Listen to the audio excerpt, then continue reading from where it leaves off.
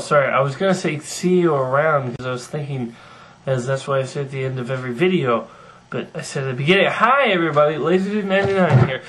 Sorry, my bad. I'm just really confused. It's the morning, kind of. Anyway, so I am here to review Justice League Crisis on Two Earths.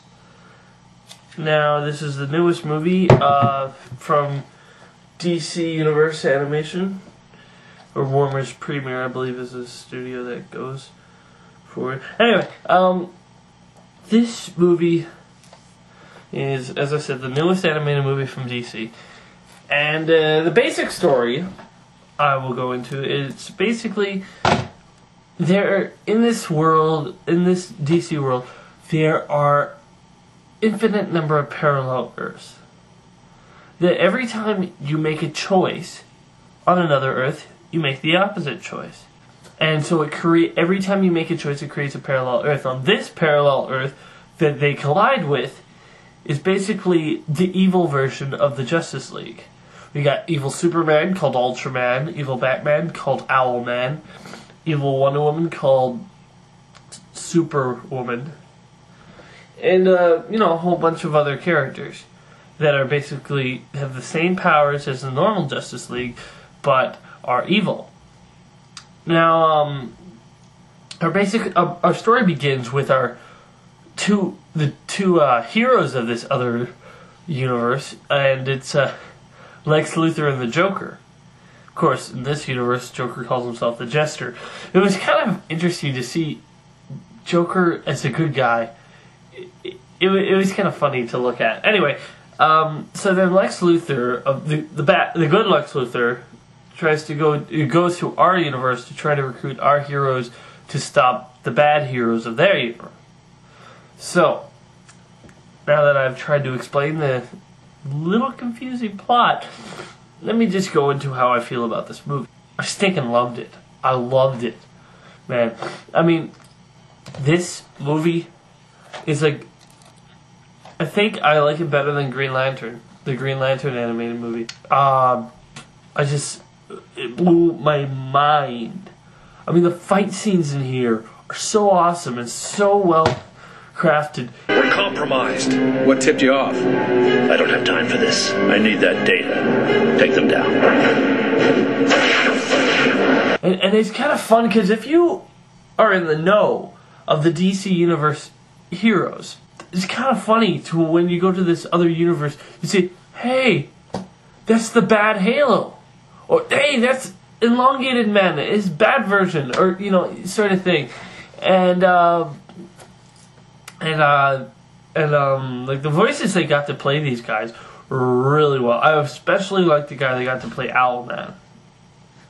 And they got William Baldwin. I believe the name of the guy who played Owlman is Chris North. They got William Baldwin to play Batman, who is in such films as Backdraft and others. I just thought this was an amazing look because it's just the way. I don't want to give anything away, but other than the basics, but the basic plot of Owlman, you mostly for the most part think that Ultraman is the big villain until a little bit later when you realize it's really Owlman who's working behind this. That's not a giveaway, it's something it shows you, though. The voices they got are really good. And you can almost see how this story would fit in the Justice League animated show. You can really almost see that. In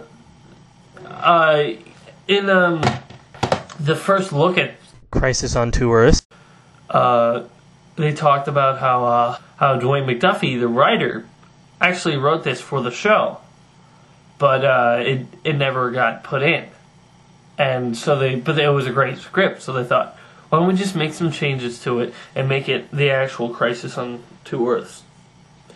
So you can almost see where it fits.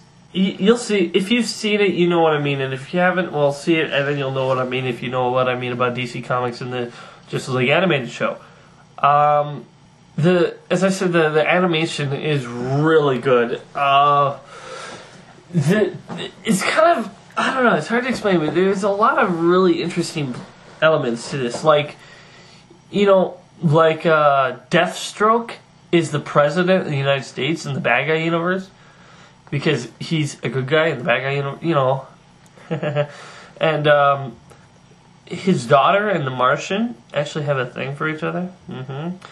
Anyway, wow, guys, this is really, really good. I mean, especially Chris North doing Owlman. I mean, his voice has this subtle evilness tone to it. The guy who did Ultraman also did a good job, but if I put the voices together, like here is Ultraman, which leaves the governments of the world with two choices: bow down to us or die. And here is Owlman. Every decision we make is meaningless. Because somewhere on a parallel Earth, we've already made the opposite choice. Or nothing.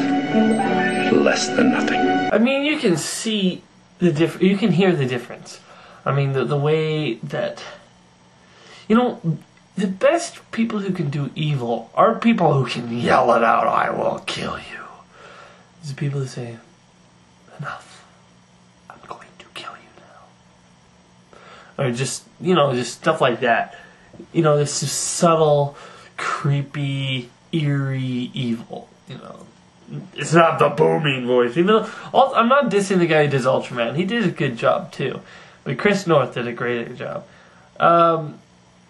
Yeah, I mean, it's fun. I got the 2-disc digital copy edition or whatever, and it included a short on the Spectre.